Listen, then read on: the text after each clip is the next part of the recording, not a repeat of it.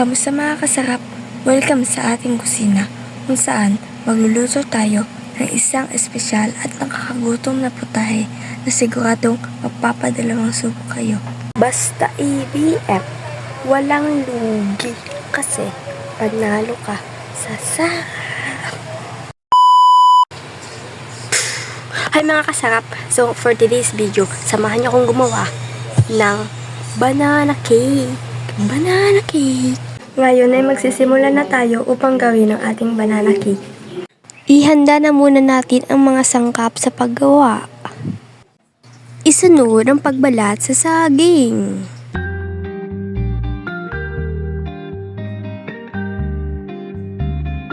Ang saging na binalatan ko ay 6 na piraso.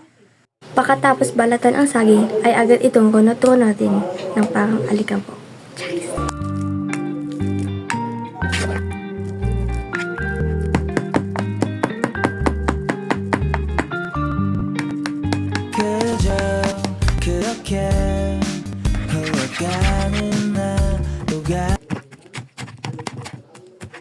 Kapag ganito na mga kasarap ang texture,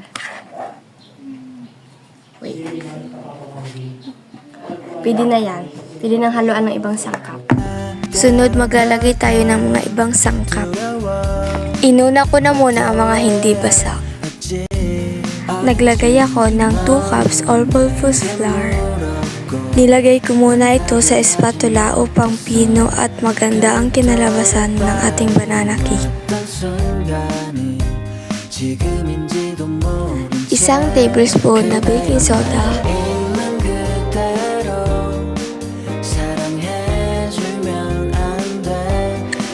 1 tablespoon na baking powder.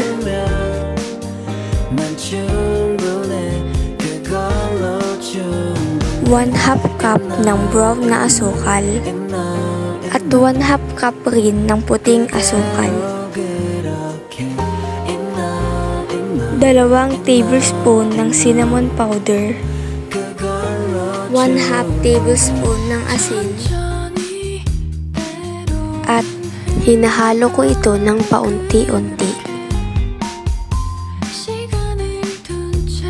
Isinunod ko naman ang mga sangkap na hindi tuyo, kagaya ng gatas na itinimpla ko sa baso,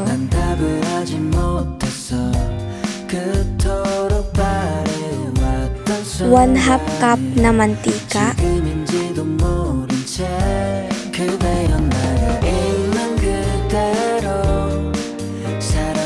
2 itlog,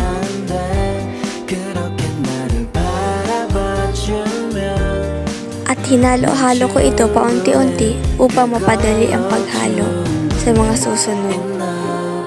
2 tablespoon ng vanilya at 2 tablespoon ng banana flavor. At hinahalo ko ulit ito. Pagkatapos natin haluin ang mga sangkap ay haluin ito ng mabuti. Ganito dapat. Pag ganito na, pwede na natin ilagay sa lagayan.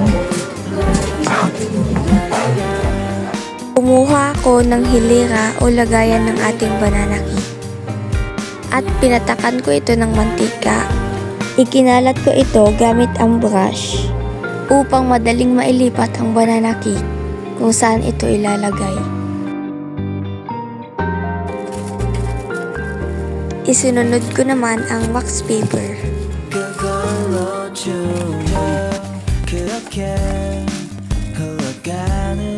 At inilagay ko na ang banana cake sa ating lalagyan.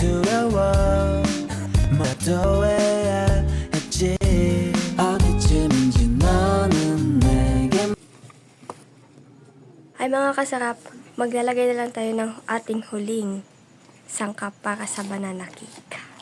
Ito, toppings. Ating ilagay ang ipot ng manok. Tapos, chocolate dots. Chocolate dots.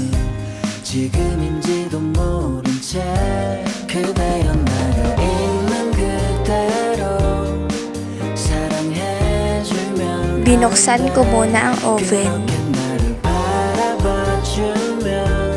At ilagay ang ating banana cake.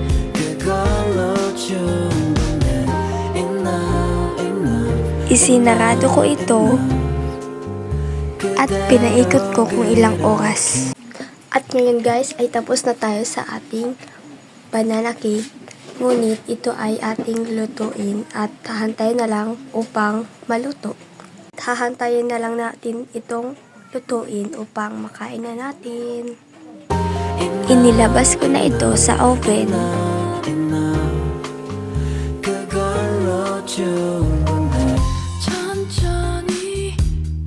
Hiniwa ng pira-piraso upang marami ang makakain.